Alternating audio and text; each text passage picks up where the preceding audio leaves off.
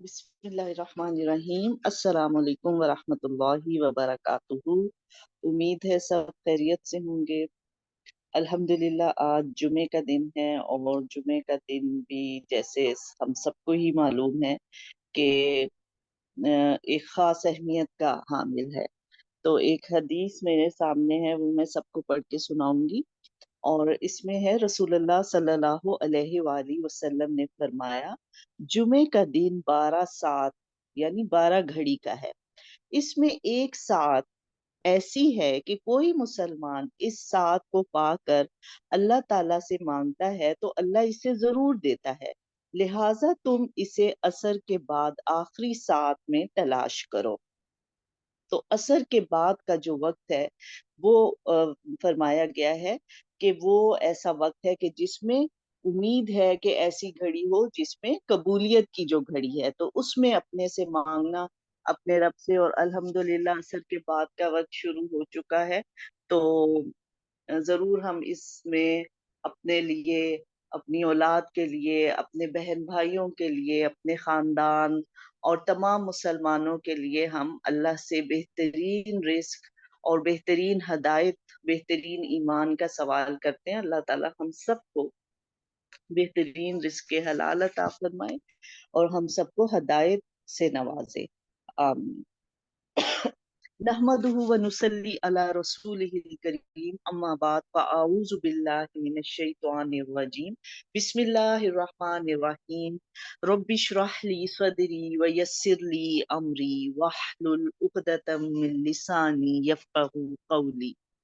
आज फ़िक़्हुल इबादा की पहली क्लास है। तो फ़िक़्हुल इबादा का मैं थोड़ा सा आपको इंट्रोडक्शन करा दूं कि इसमें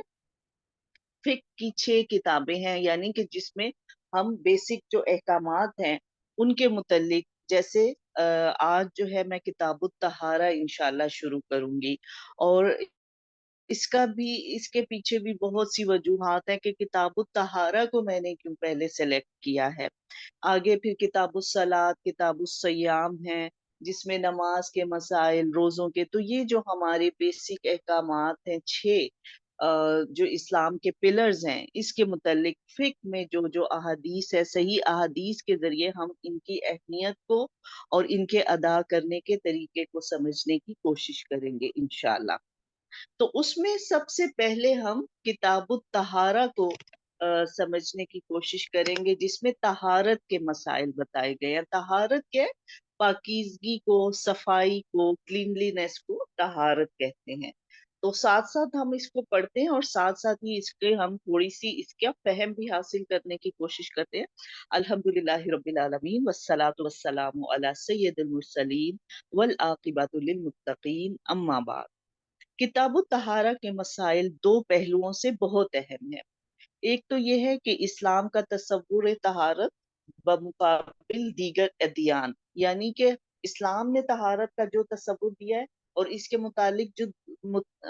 मुकाबले में जो दूसरे दीन हैं, जो दूसरे मजाहिब हैं, उसमें तहारत के मुतालिक क्या बताया गया।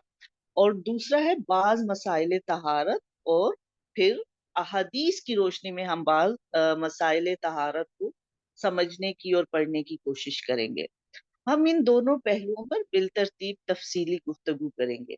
अच्छा, दीन इस्लाम का जो सबसे पहला सबक तहारत ही है। मुहद्दिसीन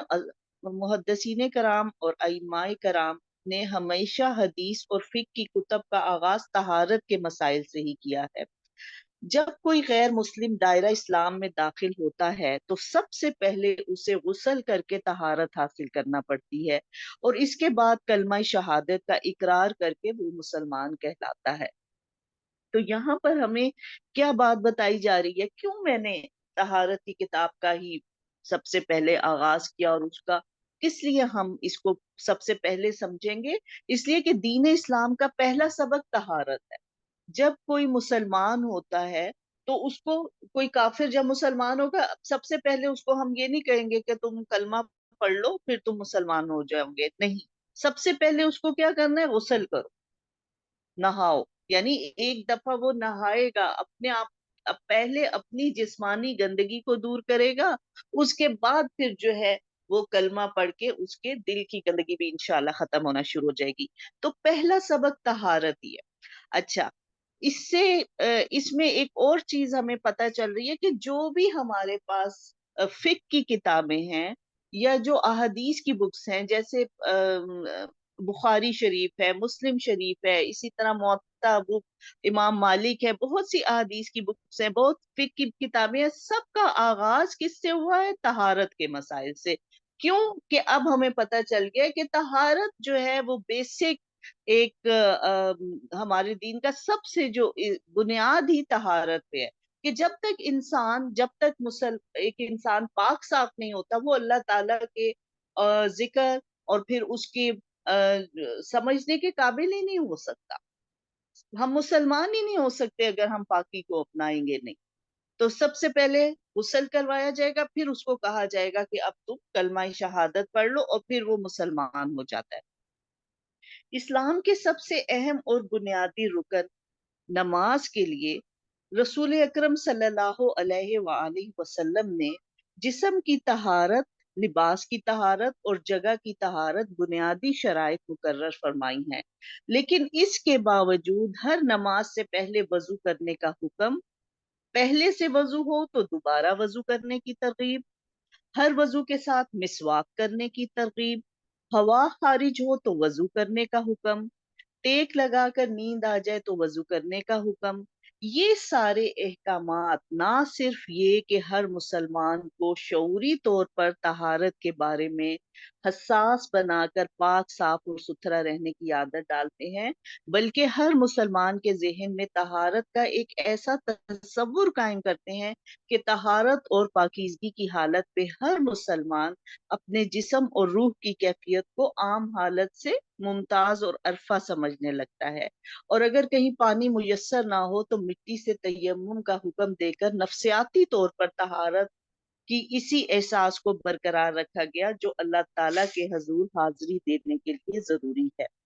اللہ تعالیٰ نے قرآن مجید میں ہر نماز سے پہلے وضو کر کے مختلف اعضاء کو اچھی طرح دھونے اور صاف کرنے کا مقصد کیا بیان فرمایا کہ اس سے اللہ تعالیٰ تمہیں پاک اور صاف رکھنا چاہتا ہے، جس کے لیے تمہیں اللہ کا شکر گزار ہونا چاہیے۔ ما یرید اللہ لیجعل علیکم من حرج ولکن یرید لیطہرکم ولیتم نعمتہ علیکم لعلکم تشکرون۔ اللہ تعالیٰ غسل، وضو اور تیمم کے احکام دے کر تم پر زندگی تنگ نہیں کرنا چاہتا، بلکہ وہ یہ چاہتا ہے کہ تمہیں پاک صاف کر دے اور اپنی نعمت تم پر مکمل کر دے تاکہ تم شکر گزار بنو۔ اب یہاں کیا بتایا جا رہا ہے کہ دیکھیں، حالانکہ نماز کی جو شرائط ہیں اس کے لیے پہلے سے بتایا گیا ہے، یعنی یہ ہم سب کو پتا ہے کہ ہمارا جسم بھی پاک ہو، لباس پاک صاف ہو اور جگہ پاک ہو، یہ تو ہمیں ایک پہلے سے پتا ہے کہ ہم نے نماز پڑھنی۔ اب لباس پہ اگر ہم اپنے دیکھیں گے، کپڑوں پہ تھوڑی سی کہیں سے نجاست لگ گئی ہے، کوئی گندی چھینٹ لگ گئی ہے، ہم فوراً اس کو چینج کر لیں گے۔ اچھا، یہ تو بتا دیا گیا تھا کہ دیکھو تمہارا جسم بھی پاک ہونا چاہیے، تمہارے کپڑے پاک ہونا چاہیے، پھر وہ جگہ جہاں نماز پڑھی جا رہی ہے وہ بھی پاک ہو۔ اس کے باوجود کہا کہ اب وضو کرو، وضو لازمی ہے، نماز سے پہلے وضو کرنا فرض قرار دیا گیا ہے، اور اگر وضو نہ ہو تو پھر نماز نہیں ہوگی۔ اچھا، ہر نماز سے پہلے وضو کا حکم دیا گیا، پہلے سے وضو ہو، آپ کا وضو پہلے سے ہے لیکن اب اسی وضو سے آپ نماز پڑھ سکتے ہیں، لیکن اگر آپ دوبارہ تازہ وضو کر رہے ہیں تو پھر اس کی اہمیت، اس کا ثواب وہ بہت زیادہ ہوگا کہ آپ نے وضو دوبارہ کیا تو اس کا ثواب آپ کو زیادہ ملے گا۔ اس کی ترغیب دی گئی ہے کہ وضو پہلے سے ہو بھی تب بھی تم نماز کے لیے نیا وضو کر لو۔ اسی طرح ہر وضو کے ساتھ مسواک کرنے کا حکم۔ اچھا، ویسے تو کہا کہ کلی ہے، کلی آپ کر لو، آپ کا وضو کمپلیٹ ہو جائے گا، لیکن اگر ساتھ ہی آپ مسواک کر لیتے ہیں ہر وضو کے ساتھ تو پھر اس میں بھی آپ کے جو ہے وہ اس میں ثواب میں اور اس کی کیفیت میں، کہ اس کو کیا بتایا جا رہا ہے کہ زیادہ سے زیادہ اپنی صفائی، اپنے جسم کو پاک صاف رکھنا ہے۔ حالانکہ مسواک صبح یہ کی ہوئی ہے، اب وہ فرض نہیں ہے، لیکن اگر آپ کر لیں گے تو اس سے زیادہ ثواب ہوگا۔ اسی طرح نیند آ جائے پھر وضو کا حکم۔ تو یہ سارے احکام کس لیے دیے گئے کہ انسان جو ہے اپنے آپ کو پاک اور صاف محسوس کرے، اور پھر اگر پانی نہیں ہے تو یہ نہیں کہا اچھا پانی نہیں چلو ایسے ہی وضو نماز پڑھ لو، نہیں، پھر اس کے لیے تیمم کا حکم دیا کہ پاک مٹی کو کے ذریعے اس کو آپ حاصل کرو پاکیزگی کو، تاکہ ایک نفسیاتی طور پر پہلے ایک کنیکشن ہو جاتا ہے۔ آپ دیکھیں جب ہم نماز کی نیت سے اٹھ کے وضو کرتے ہیں نا تو پہلے سے ہی ایک کنیکشن ہو جاتا ہے اللہ کے ساتھ ہمارا، اور پھر وہ وضو کے بعد یا تیمم کے بعد بس پھر یہ ہوتا ہے اب ہم نماز پڑھنی ہے، پھر کوئی اور بات کرنے کو کوئی اور ایکٹیویٹی کرنے کو نہیں دل چاہ رہا ہوتا، تو ایک پہلے سے ہی آپ کا کنیکشن شروع ہو جاتا ہے۔ اچھا، پھر اللہ تعالیٰ نے جو ہمیں یہ احکام دیے ہیں کہ وضو ضرور کرو، اور اس کے بعد تم اگر نہیں ہے تو پھر پاک مٹی سے اپنے آپ کو پاک کر لو۔ اللہ تعالیٰ نے اس کا مقصد کیا بتایا کہ دیکھو اللہ تم پر زندگی کو نہیں تنگ کرنا چاہتا، بلکہ وہ چاہتا ہے کہ تمہیں پاک اور صاف کر دے، اور اپنی نعمت کون سی نعمت یعنی دین کی نعمت تم پر مکمل کر دے تاکہ تم شکر گزار بنو۔ تو یہ بات پتہ چل رہی ہے کہ دین اسلام کی جو بنیاد ہے وہ طہارت اور پاکیزگی پہ ہے، اور پھر جو نماز جو سب سے پہلا جو سب سے اہم اللہ تعالیٰ کا حکم ہے، دیکھیں نماز وہ واحد حکم ہے جس کے متعلق کہا گیا کہ ہر حال میں نماز پڑھنی، ٹھیک ہے؟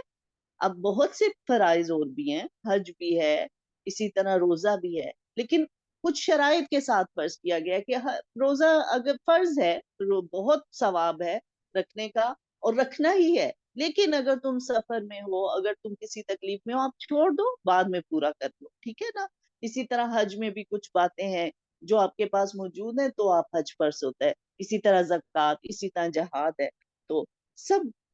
فرض ہیں، یہ سب احکام فرض ہیں، مگر کچھ شرائط ہے، اگر وہ نہیں ہے تو پھر آپ چھوڑ دیں گے تو اس کے چھوڑنے میں حرج نہیں ہوگا، اور پھر جب وہ چیزیں آپ کو حاصل ہو جائیں گی آپ اس پر کر سکتے، لیکن نماز وہ واحد حکم ہے جو کہا ہر حال میں کرو، اگر تم بیمار ہو تو بھی پڑھنی ہے، ہاں کھڑے ہونے کی ہمت نہیں ہے بیٹھ کے پڑھ لو، بیٹھ کے پڑھنے کی ہمت نہیں ہے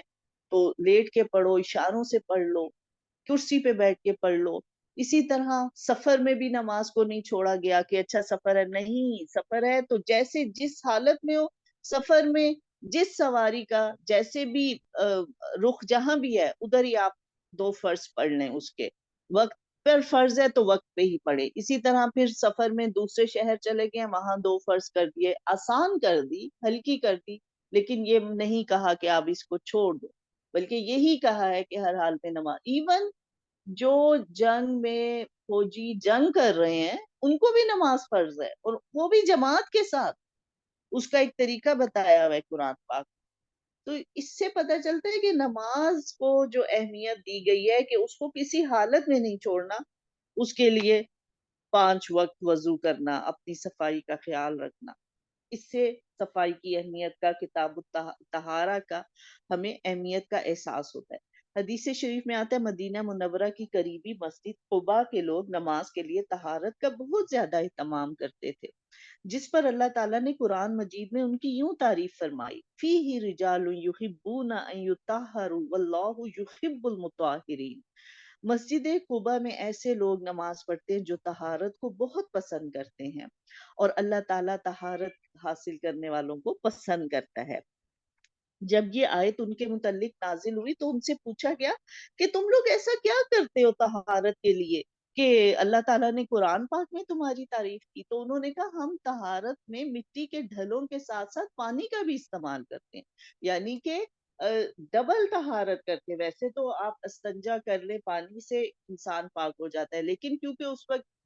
عام طور پہ پانی استعمال کرنے کا رواج نہیں تھا، بلکہ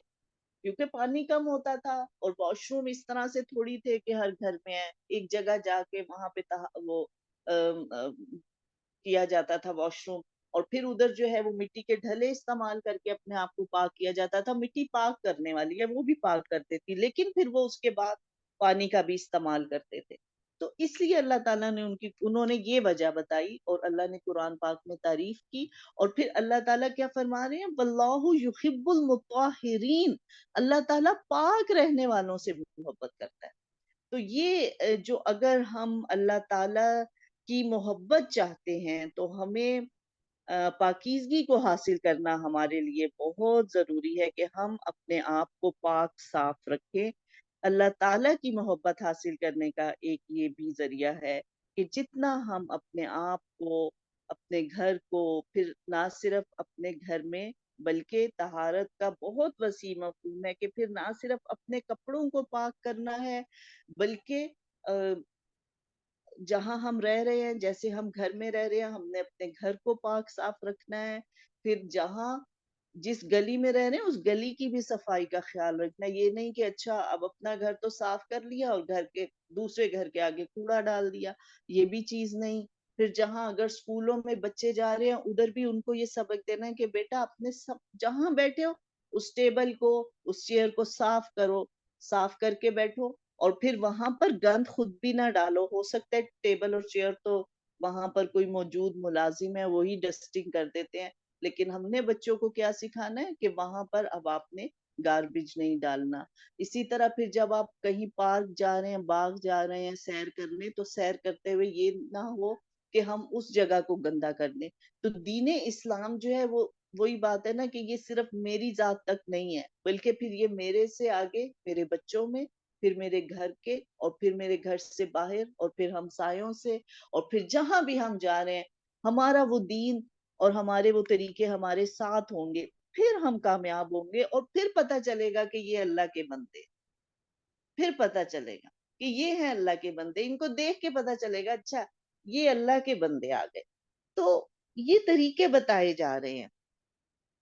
رسول اللہ صلی اللہ علیہ وآلہ وسلم پر جب دوسری مرتبہ وحی نازل ہوئی تو آپ کو نبوت کی بھاری ذمہ داریاں پوری کرنے کے لیے جو ہدایت دی گئی ان میں سے یہ ایک تھا وَثِيَابَكَ فَطَاهِرْ وَالرُّجْزَ فَاهْجُرْ. اے نبی صلی اللہ علیہ وآلہ وسلم اپنے کپڑے صاف رکھیے اور گندگی سے دور رہیے. ٹھیک ہے. اب یہاں پر دیکھیں یہ بات نہیں ہے کہ نبی صلی اللہ علیہ وآلہ وسلم گندے رہتے تھے، نعوذ باللہ، ایسے تو نہیں. وہ صاف. اسی طرح اگر میں بتا رہی ہوں آپ کو تو یہ مطلب نہیں ہے کہ آپ گندے رہتے ہیں. مجھے پتہ ہے ماشاءاللہ سب سمجھدار پڑھے لکھے لوگ ہیں اور نماز قرآن سے سب کا تعلق ہے، سب صفائی. اصل بات اس کی اہمیت کو اجاگر کرنا ہے اور پھر ریکال کرنا ان چیزوں کو کہ دیکھو یہ پتہ ہے ہمیں کہ ہمیں صاف رہنا ہے، ہمیں کپڑوں کو ہمیں پتہ ہے، لیکن جب آپ ایک نئے سرے سے دین کی بات کو پڑھ کے جب آپ وہ کام کرتے ہیں آپ دیکھیں اس میں مزہ ہی کچھ اور ہو جاتا، کچھ اور ہی مزہ آ جاتا ہے اس چیز. تو اس لیے ابھی تو ہم یہ کر رہے ہیں کہ ہاں یہ تو ایک ہر پڑھا لکھا بندہ کر رہا ہے، لیکن اب ہم یہ کر رہے ہیں کہ ہمارے دین میں جو اس کی اہمیت ہے اس کی اہمیت کو جان کر پھر ہم ان چیزوں کو کریں. اب نبی صلی اللہ علیہ وآلہ وسلم کو دوسری وحی دی جا رہی ہے، اس میں اللہ تعالیٰ نے کیا کہا وَثِيَابَكَ فَطَاهِرْ، اپنے کپڑوں کو صاف رکھیے. وَالرُّجْزَ فَاهْجُرْ، گندگی کو تو چھوڑ ہی دیجئے. اب اس میں ایک تو کپڑے صاف رکھنے میں اب ہم اپنے کپڑے دیکھ لیں کہ ہم روز کپڑے بدل رہے ہیں. ٹھیک ہے. اب ان کپڑوں میں انڈر گارمنٹس بھی آ جاتی ہیں. یہ نہیں کہ ہم اوپر والے کپڑے اگر روز بدل لیں، انڈر گارمنٹس ہم ایک ہی 2 دن چلا لیں، 4 دن چلا لیں. اب اس میں یہ ہوگا کہ ایک عجیب سی اسمیل آنا شروع ہو جاتی ہے. اچھا اب ہم نہا بھی روز رہے ہیں، انڈر گارمنٹس بھی ہم نے روز چینج کیے ہیں، کپڑے بھی چینج کیے. اب ہم باہر جا رہے ہیں تو پھر باہر جاتے ہوئے بھی ہم ایک کپڑا اوپر لے رہے ہیں. کبھی ہم گاؤن پہن لیتے ہیں یا کچھ چادریں عورتیں لے لیتی ہیں، پھر اس کی صفائی کا بھی خیال بہت ضروری. یہ نہ ہو اب اندر سے تو ہم صاف ستھرے ہیں، ہمیں پتہ ہے ہم نے مسواک بھی کی ہوئی ہے، نہائے بھی ہوئے ہیں، کپڑے بھی ہمارے، لیکن وہ سم ٹائمز یہ ہوتا ہے کہ وہ گاؤن دھلنے سے رہ گیا یا وہ چادر جو روز دے کے جا رہے ہیں وہ تو دھونا یاد نہیں رہی. اچھا اس میں پھر یہ ہے کہ وہ چیز دوسرے کے لیے تکلیف کا باعث بنتی ہے. تو اس لیے کپڑوں کو صاف، اب اس کپڑے میں اب ہم خود اپنا دیکھ لیں کہ ہم کیا کیا کپڑا اپنے جسم پر یوز کر رہے ہیں، تو اس سب کپڑوں کی صفائی کا خیال رکھا جائے. ٹھیک ہے. وَالرُّجْزَ فَاهْجُرْ، گندگی کو چھوڑ ہی دو. اچھا اب اس میں دونوں طرح کی گندگی. اب ایک تو یہ کہ اپنے جسم میں جو گندگی ہے، پھر یہ ہر ایک سے، یہ نہیں کہ ہاں جسم تو صاف ہے، کپڑے بھی صاف ستھرے پہن لیے لیکن گھر کو صاف ستھرا نہیں کیا گیا. یہاں بہت سے دیکھا ہے گھروں میں کہ خواتین بہت سچ سمجھ کر اور سنور کر بیٹھی ہوتی ہیں، اپنا بہت خیال رکھا ہوتا ہے لیکن گھر بس ایسے ہی اتنا صاف نہیں لگ رہا ہوتا، گندا سا رکھا ہوتا ہے. سم ٹائمز یہ دیکھا ہے کہ گھر تو بہت صاف ستھرا لیکن خود عورت جو ہے، جو بیچاری سارے گھر کو صاف کر رہی ہے اور ہر چیز کو صاف کر رہی ہے، یعنی کچھ خواتین صفائی کو اتنا زیادہ سوار کر لیتی ہیں کہ وہ بہت زیادہ صفائی کو ٹائم دیتی ہیں۔ اب جب وہ اتنا زیادہ صفائی کو ٹائم دیتی ہیں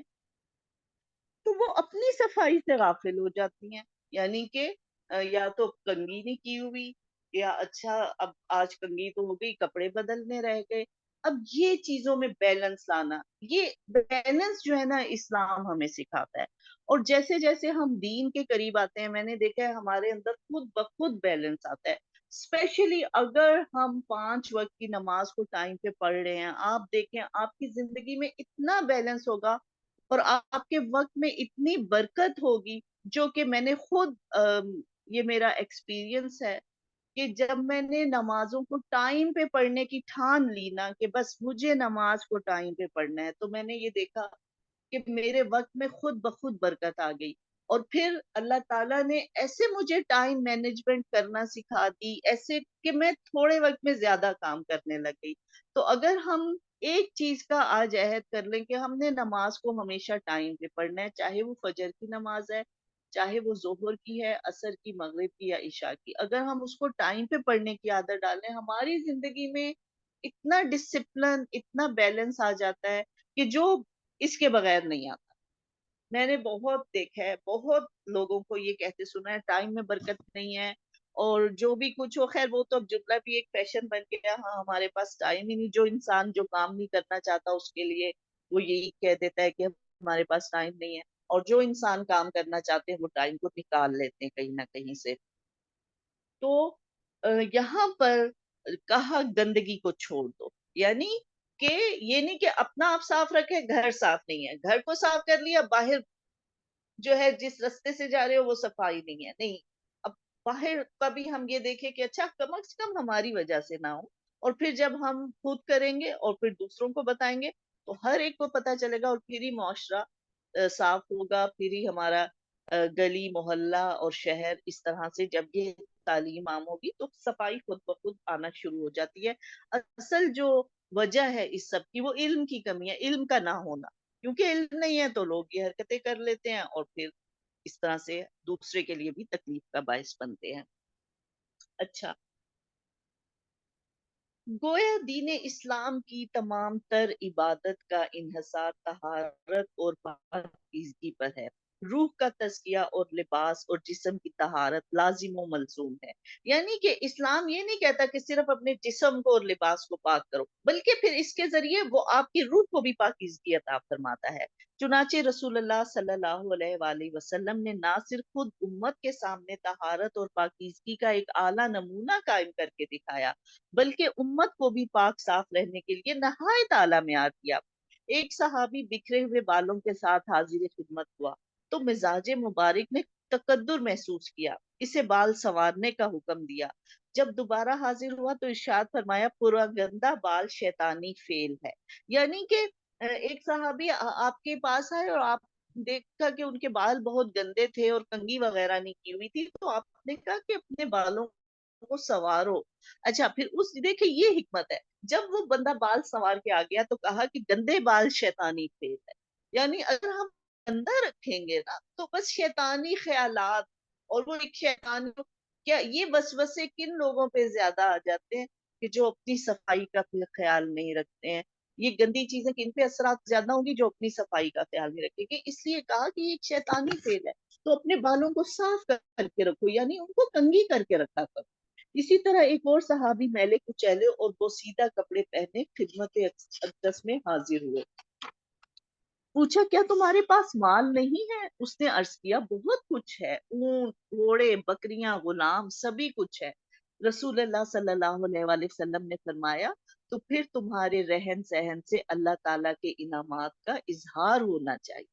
یعنی کتنی اہم بات بتائی جا رہی ہے کہ دیکھیں بعض اوقات ہم اس چیز کو بھی نیکی سمجھ لیتے ہیں کہ اچھا خیر ہے، ہم بس سادے مال تو ہے لیکن ہم سادے کپڑے پہنے ہیں اور اپنی صفائی کا بھی نہیں خیال رکھ رہے، اور بس عجیب سا حلیہ بنایا ہوا ہے، وہ دیکھ کر ہی برا لگ رہا ہے، دوسرے کو اچھا نہیں لگ رہا۔ تو آپ صلی اللہ علیہ وسلم نے پوچھا کہ ایسے لگ رہا ہے کہ یہ غریب ہے بندہ،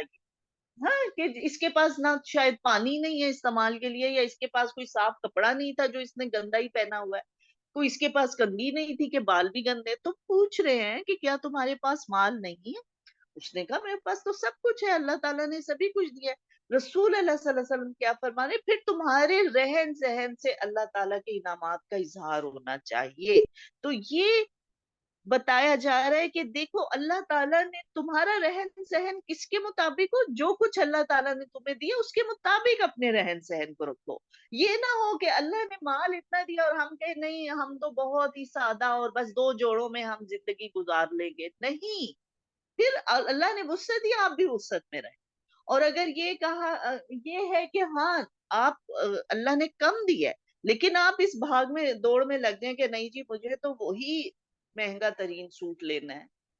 تو وہ بھی غلط بات ہو جائے گی۔ ہمارا رہن سہن ہماری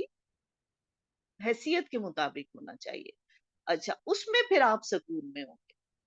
اس میں یہ ہوتا ہے کہ اچھا جو میں کر سکتی ہوں، چاہے میرے پاس دو سوٹ ہے، میں نے ان کو دھو کے استعمال کرنا ہے، دھو کے پہننا ہے، ٹھیک ہے، ایک کو اتارا دوسرے کو دھو کے ڈال دیا، اور وہ بھی چیز بتا دی کہ اس طرح غربت میں بھی صفائی یہ غربت کا معنی یہ نہیں ہے کہ اب تم گندے رہو گے،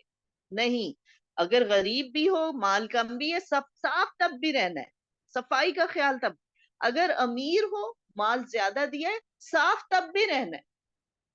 مگر آپ کا رہن سہن آپ کی مالی حیثیت کے مطابق ہونا چاہیے۔ اب یہ چیز ہم سب کو خود پتہ ہے کہ ہم اپنے رہن سہن کو کیسے صاف ستھرا بنائیں، کیسے ہماری حالت ایسی ہو کہ وہ دیکھ کے کسی کو برا نہ لگے، ہمیں دیکھ کر کسی کو گھن نہ آئے، تو یہ ہم اپنی حیثیت کو ہم سب خود جانتے ہیں، وہ ہم خود ہی فیصلے کریں گے۔ اصل جو مقصد کیا ہے کہ کسی کو ہمارا دیکھ کر یعنی کہ کسی کو مجھے دیکھ کر گھن نہ آئے، میری کسی چیز سے اس کو اسمیل نہ آئے، اگر میں بات کر رہی ہوں تو میرے منہ سے اسمیل نہ آئے، اور اگر میں پاس جا کے بیٹھی ہوں تو میرے کپڑوں سے کوئی ایسی اسمیل نہ آئے، یا اگر میں کسی کے گھر گئی ہوں یا میرے گھر کوئی آیا ہے تو میرا گھر چاہے وہ 2 کمرے کا گھر ہے وہ کسی کو گندا نہ لگے، یہ کم از کم۔ اور اگر میں ایک کنال کے گھر پہ رہ رہی ہوں اور وہ گندا گھر ہے تو اس گھر کا کوئی فائدہ نہیں ہے، اس کا دین سے کوئی تعلق نہیں ہے، اس اتنے بڑے گھر کا مجھے کوئی فائدہ نہیں ہوگا جب تک کہ میں اس کو صاف نہیں رکھوں گی۔ بات کیا بتائی جا رہی ہے کہ تمہارا جو رہن سہن ہے ایک تو تمہاری حیثیت کے مطابق ہو جو تمہیں مال دیا، اور پھر اس کو بھی پاک صاف رکھنا، چاہے تم غریب ہو، چاہے تم 1 کمرے کے گھر میں رہ رہے ہو، چاہے تم 10 کمروں کے گھر میں رہ رہے ہو، اصل جو چیز ہے وہ صفائی، چاہے تم غریب ہو تمہاری کنگھی ہوئی ہو، اور چاہے تم مالدار ہو کپڑے تمہارے صاف ہو کنگھی ہوئی ہو، یہ ضرور ہے، تو یہ مسلمانوں کو پتا ہونا چاہیے۔ اسی طرح خود رسول اللہ صلی اللہ علیہ وسلم طہارت، صفائی اور نفاست کا اس قدر اہتمام فرماتے کہ سفر میں بھی بنیادی ضرورت کی چیزیں جیسے تیل، کنگھی، سرما، کینچی، مسواک اور آئینہ وغیرہ سامنے رکھتے تھے۔ دیکھیں نبی صلی اللہ علیہ وسلم سفر میں جا رہے ہیں اور سفر میں یہ چیزیں ہمیشہ اپنے ساتھ رکھتے تھے، تیل، کنگھی، یعنی کہ یہ نہیں کہ اچھا سفر ہے خیر ہے اب ہم تو سب کو پتہ ہے سفر ہی ہے نا بال گندے بھی ہیں کنگھی نہیں کیوں ہے، نہیں کنگھی کو ساتھ رکھتے تھے، اور پھر سرما بھی، اور اس وقت کے سفر آپ دیکھیں ہم تو 6 گھنٹے کے سفر میں 1 دن کے سفر میں تنگ آ جاتے ہیں اور ان چیزوں سے بے نیاز ہو جاتے ہیں، اس سفر کو دیکھیں کہ وہ گرمی میں کر رہے ہیں، اونٹوں کے اوپر کر رہے ہیں، 10 10 دن کا سفر ہے، مہینے مہینے کا سفر ہے، آپ یہ چیزیں ساتھ رکھتے ہیں، تیل، کنگھی، سرما، کینچی سے اپنی جو داڑھی وغیرہ کو سیٹ رکھنا، اور اسی طرح مسواک کو کبھی نہیں چھوڑتے تھے، اور آئینہ ساتھ رکھتے تھے، یعنی کہ آئینے سے میں دیکھتے تھے کہ میں شکل میری صحیح لگ رہی ہے، میں اپ ٹو ڈیٹ ہوں، ٹھیک ہوں، تو یہ چیزیں سفر میں بھی نہیں ہم نے بھولنی، کتنی اہمیت ہے اس چیز کی۔ منہ اور دانتوں کی صفائی کے لیے پیلو کی مسواک کا استعمال بڑی کثرت سے فرماتے، ہر نماز کے ساتھ مسواک کرنا معمول مبارک میں شامل تھا، یعنی نبی صلی اللہ علیہ وسلم کا معمول تھا کہ وہ ہر نماز کے ساتھ ہی مسواک ضرور کرتے تھے، اگرچہ کہ فرض نہیں ہے لیکن کوشش یہ ہونی چاہیے کہ نماز کے ساتھ مسواک کی جائے، اس میں زیادہ ثواب ہے۔ حضرت عائشہ رضی اللہ تعالیٰ عنہ فرماتی ہیں کہ رسول اللہ صلی اللہ علیہ وآلہ وسلم جب سو کر اٹھتے تو پہلا کام مسواک کرنا ہوتا، جب بھی باہر سے گھر تشریف لاتے تو پہلے مسواک فرماتے، حتیٰ کہ حیات طیبہ کا آخری عمل بھی مسواک کرنا تھا۔ اس سے پتہ چلتا ہے کہ کتنی زیادہ دانتوں کی صفائی کو کتنی اہمیت دیتے تھے، کہ گھر اٹھتے ہی سب سے پہلے اٹھ کر کیا کرنی ہے، انہوں نے مسواک ضرور کرنی ہے، پھر گھر کے باہر سے جب اندر تشریف لا رہے ہیں تو ضرور مسواک فرماتے تھے، حتیٰ کہ حیات طیبہ کا آخری عمل بھی مسواک کرنا ہی تھا۔ اچھا، باہر مختلف لوگوں سے ملاقات ہوتی ہے، کوئی کس طرح کا ہے، کوئی سگریٹ پی رہا ہے، کوئی کچھ، اب اس کی اسمیل بعض اوقات ہمارے ساتھ لگ جاتی ہے، تو وہ پھر گھر میں داخل ہوتے ہی مسواک کا اور ہاتھ منہ دھونا، اس کا اہتمام کرنا۔ اور اب تو خیر جب سے جو ہے وہ کرونا کا وہ ہوا ہے شروع، تو یہ عادت اللہ کا شکر ہے اس کے ذریعے اچھی عادت پڑ گئی، کہ بس عادت ایسی پکی ہوگی کہ جیسے ہی گھر میں فوراً جو ہے بیٹھنے سے پہلے ہاتھ منہ دھو لے، تو یہ ایک بہت اچھی اس کی وجہ سے عادت بنی ہے، شکر ہے اللہ کا۔ اسی طرح اچھا، حیات طیبہ کا یعنی نبی صلی اللہ علیہ وسلم کی زندگی کا آخری عمل مسواک کرنا تھا۔ اس سے پتہ چلتا ہے کہ دانتوں کی صفائی کا، منہ کی صفائی کا کتنا زیادہ خیال رکھتے تھے، اور یہاں تک کہ نبی صلی اللہ علیہ وآلہ وسلم نے فرمایا کہ جب تم نماز کے لیے آؤ اور اگر تم نے لہسن یا پیاز کھایا ہوا ہے کچا، تو تم لوگ مسواک کر کے آیا کرو، اس کی اسمیل سے فرشتوں کو تکلیف ہوتی ہے۔ اور پھر کہا کہ اس کو پکا کے کھاؤ، کیونکہ کچا کھاتے ہیں تو منہ سے عجیب سی اسمیل آتی ہے، اس لیے کہا بہتر ہے پکا کے کھاؤ، کہ پکا کر وہ اسمیل نہیں ہوتی۔ تو اس سے ہمیں دانتوں اور منہ کی صفائی کی اہمیت کا اندازہ ہوتا ہے۔ اچھا، اب ہم تھوڑا سا، یہ تو ہم نے دیکھا کہ اسلام نے کتنی صفائی کی اہمیت پہ بات کی ہے اور اسلام نے کتنی اہمیت دی ہے، دوسرے مذاہب کے ساتھ تھوڑا سا ہم اس کا اگر تقابل کریں تو اس میں یہ ہے کہ پہلے مذاہب میں، حالانکہ خیر اللہ نے تو دین اسلام ہی سب کو دیا اور پسند کیا، لیکن کیونکہ لوگوں نے اپنے دین کو بدل لیا، کوئی عیسائی بن گئے، کوئی یہودی بن گئے، تو اس طرح سے اب انہوں نے جب اپنے دین کو بدلا تو ساتھ ہی صفائی کے جو احکام تھے ان کو بھی بدل لیا۔ اب وہ دیکھتے کہ قرون وسطی میں یورپ کا بیشتر حصہ لقودر بیابان یا بہرا جنگل تھا، جا بجا دلدلیں اور غلیظ جوہر تھے، صفائی کا کوئی انتظام نہیں تھا، نہ گندے پانی کو نکالنے کے لیے نالیوں کا کوئی رواج تھا، عوام ایک ہی لباس سال ہر سال پہنتے جسے دھوتے نہیں تھے، نتیجتاً وہ بوسیدہ، میلا اور بدبودار ہو جاتا۔ نہانا اتنا بڑا گناہ تھا کہ جب پاپائے روم نے سسلی اور جرمنی کے بادشاہ فریڈرک ثانی پر کفر کا فتویٰ لگایا تو سر فہرست الزام یہ تھا کہ وہ ہر روز مسلمانوں کی طرح نہاتا ہے۔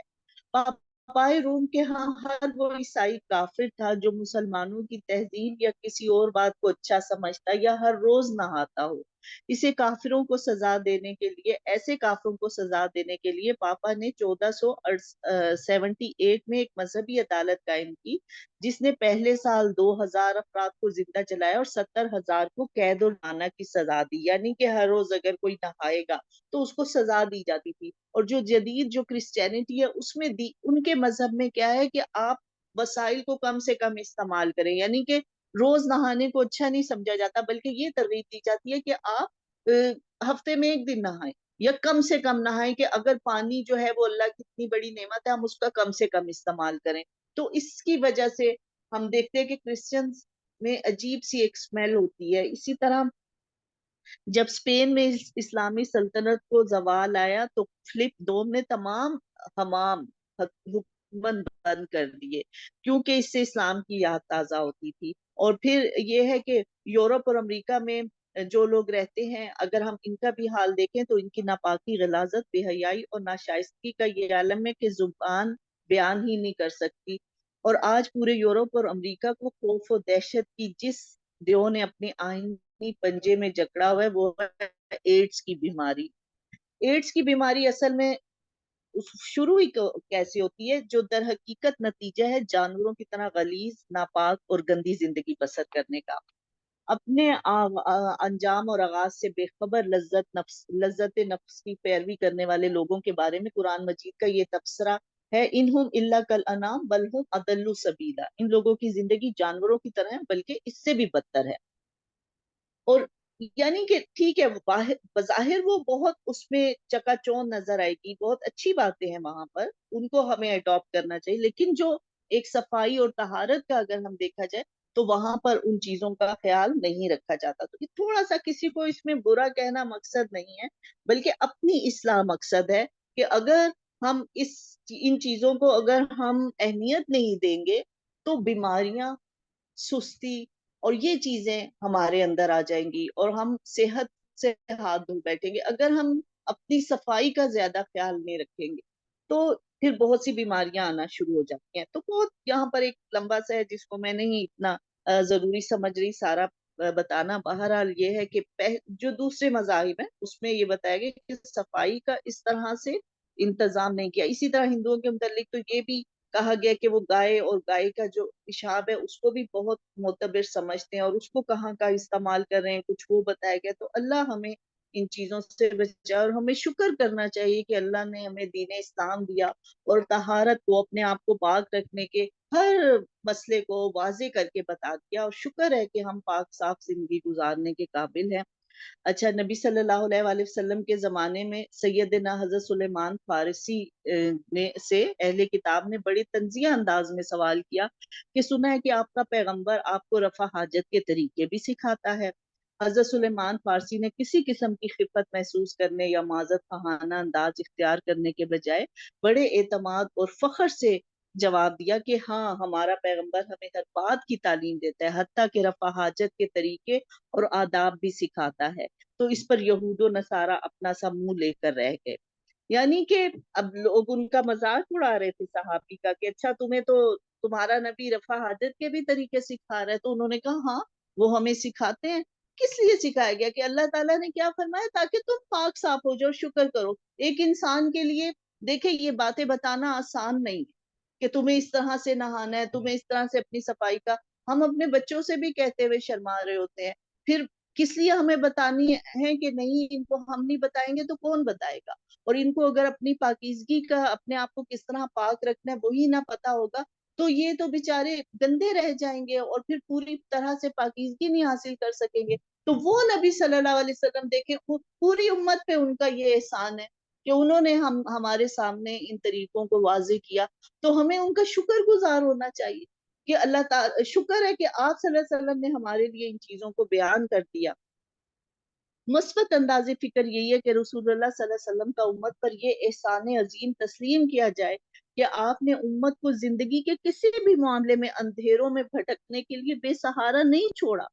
بلکہ ہر چھوٹے سے چھوٹے معاملے اور ٹھیک ٹھاک رہنمائی فرما کر نبوت اور رسالت کا پورا حق ادا فرمایا. یہ آپ کا اشعار تھا کہ ازدواجی زندگی کے وہ معاملات اور باتیں جو عام سے عام آدمی بھی کسی دوسرے کے سامنے کرنا پسند نہیں کرتا، رسول اللہ صلی اللہ علیہ وسلم نے محض امت کی تعلیم اور رہنمائی کے لیے لوگوں کو بتانا گوارا کر لیا. تو دیکھیں نا، اب یعنی کہ وہ سب کہتے بہت حیا والے تھے، لیکن وہ ان چیزوں کو بیان کس لیے کر رہے تھے؟ اپنی امت کے لیے. اور کتنا دکھ ہوگا کہ اگر امت اس سے ان کتابوں کو کھول کر پڑھے ہی نہ اور وہ ایک کام جانے ہی نہ. تو یہی چیزیں جو پھر ہمارے ایمان کی کمزوری ہمارے اندر پیدا کرتی ہیں، اور آج ہمارے معاشرے میں کس قدر مسائل ہیں ان چیزوں کی وجہ سے کہ ہم نے ان چیزوں کو بند کر کے رکھ دیا، پوری طریقے سے علم حاصل ہی نہیں کیا. پھر جب علم ہی نہیں ہے تو پھر اس پہ عمل کہاں سے ہوگا؟ اور پھر وہ عمل نہیں ہے تو ہم کہاں سے ہمیں سکون ملے گا؟ دلوں کو سکون کیسے حاصل ہوگا؟ تو ان چیزوں کو جاننا سب کا فرض ہے اور پھر آگے بتانا یہ بھی سب کا فرض ہے. یہ آپ کا اشعار تھا کہ ازدواجی زندگی کے وہ معاملات اور باتیں جو عام سے عام آدمی بھی کسی دوسرے کے سامنے کرنا پسند نہیں کرتا، رسول اللہ صلی اللہ علیہ وآلہ وسلم نے محض امت کی تعلیم اور رہنمائی کے لیے لوگوں کو بتانا گوارا کر دیا. یہاں یہ بات پیش نظر رہنی چاہیے کہ رسول اللہ نے یا امہات المومنین نے یہ مسائل از خود صحابہ کرام اور صحابیات کے سامنے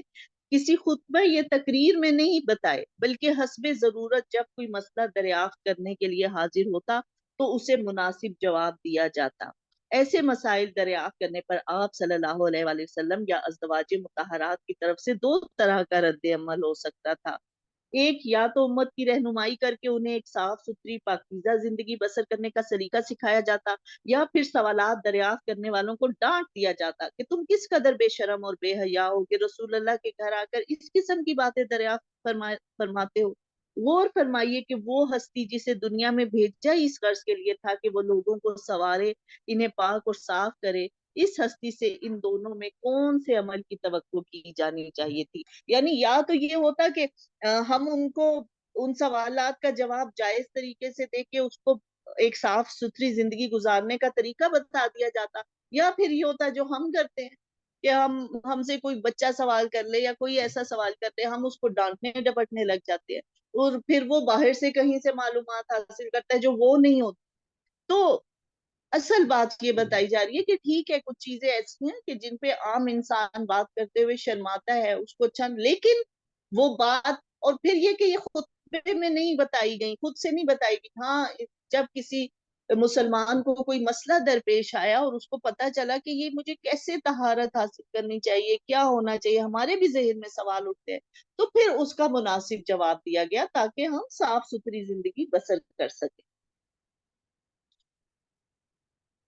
آخر میں ہم مسائل طہارت کے حوالے سے والدین کی توجہ اس بات کی طرف دلانا ضروری سمجھتے ہیں کہ ہمارے ہاں عموماً نابالغ بچوں کو بلوغت کی حد میں داخل ہونے سے قبل ان مسائل سے آگاہ کرنے کے بارے میں دو مختلف انتہائیں پائی جاتی ہیں۔ ایک تو وہ طبقہ جو بلوغت سے قبل نہ صرف یہ کہ اپنے بچوں کو خود ان مسائل سے آگاہ کرنے میں شرم اور جھجک محسوس کرتا ہے، بلکہ اپنے سامنے بچوں کی زبان سے ان مسائل کے بارے میں کوئی بات سننا بھی پسند نہیں کرتا۔ دوسرا وہ طبقہ ہے جو ان مسائل سے اس قدر آزاد سوچ رکھتا ہے کہ یورپ کی طرح ان بچوں کو بلوغت سے قبل اسکولوں میں جنسی تعلیم دینے کی ضرورت پر زور دیتا ہے، یعنی بلوغت سے پہلے ہی ان کو ایسی تعلیم دی جائے انہیں ہر چیز کا پتہ چل جائے۔ اور یہ دونوں راستے افراط اور تفریط کے راستے ہیں جو بچوں میں اخلاقی بگاڑ اور خرابیاں پیدا کرتے ہیں۔ اعتدال کا راستہ یہی ہے کہ والدین بلوغت کے قریب پہنچتے ہوئے بچوں کے مسائل کا از خود احساس کریں اور دینی تعلیمات کی روشنی میں بچوں کی رہنمائی کا فرض بگڑے ہوئے معاشرے اور ماحول پر چھوڑنے کے بجائے خود ادا کریں۔ نہ تو یہ مسائل بتانے میں شرم اور جھجک محسوس کرنی چاہیے کہ اللہ کے رسول صلی اللہ علیہ وآلہ وسلم سب سے زیادہ حیادار تھے، لیکن اس معاملے میں آپ صلی اللہ علیہ وسلم نے ایسا نہیں کیا، نہ ہی یہ مسائل دریافت کرنے میں کوئی جھجک محسوس کی۔ صحابہ کرام بھی نہیں کرتے تھے اور نبی صلی اللہ علیہ وسلم ان کو ٹوکتے بھی نہیں تھے، بلکہ حضرت عائشہ رضی اللہ عنہ نے مدینہ منورہ کی خواتین کی اس بات پر تعریف فرمائی کہ انسان کی عورتیں کتنی اچھی ہیں کہ وہ اس قسم کے مسائل کو دریافت کرنے میں شرم محسوس نہیں کرتی، کیونکہ دیکھیں یہ جو جائز مسائل جو ہر انسان کے ساتھ ہیں، فطرت میں ہیں، اسی میں ہم شرمائیں گے تو پھر کیسے ہم اپنا مکمل طہارت حاصل کر سکتے ہیں۔ اب اس میں حدیث رسول اللہ صلی اللہ علیہ وسلم کے پڑھنے پڑھانے سیکھنے سکھانے اور سننے سنانے کا رواج اسی طرح عام ہونا کیا چاہیے کہ یہ احادیث پڑھنے کا رواج ہمیں عام کرنا چاہیے جس طرح صحابہ کرام کے زمانے میں ہوتا تھا۔ صحابہ قرآن مجید کی طرح حدیث پاک کو بھی یاد کرنے کا اہتمام فرماتے تھے، قرآن مجید کی طرح حدیث کے بھی درس ہوتے تھے۔ حضرت علی رضی اللہ تعالیٰ عنہ سے نے صحابہ کرام سے فرمایا کہ حدیث کا باہم مذاکرہ کیا کرو، ایک دوسرے سے علم حدیث سیکھنے سکھانے کے لیے ملاقاتیں کرتے رہا کرو، اگر ایسا نہیں کرو گے تو علم حدیث ضائع ہو جائے گا۔ یعنی اس بات کی ضرورت پر زور دیا گیا کہ جیسے ہم قرآن کا درس کر رہے ہیں، قرآن کو سمجھنے کی کوشش میں لگے ہیں، اسی طرح احادیث کا بھی درس ہونا چاہیے، ان کو پڑھنا چاہیے، کیونکہ احادیث پر اتنا کام ہوا ہے اور پورے جیسے طہارت ہے تو پوری اس پر کتاب موجود ہے، اتنی احادیث ہے، اتنی اس کے متعلق گائیڈنس ہے، نماز ہے تو اس کے متعلق، تو وہ کچھ چیزیں ایسی ہیں جو احادیث میں ہی ملیں، تو اس لیے کہا گیا کہ حدیث کا بھی اس طرح سے ذکر ہونا چاہیے اور درس ہونا چاہیے تاکہ یہ علم بھی عام ہو جائے، ورنہ تو یہ علم ضائع ہو جائے گا۔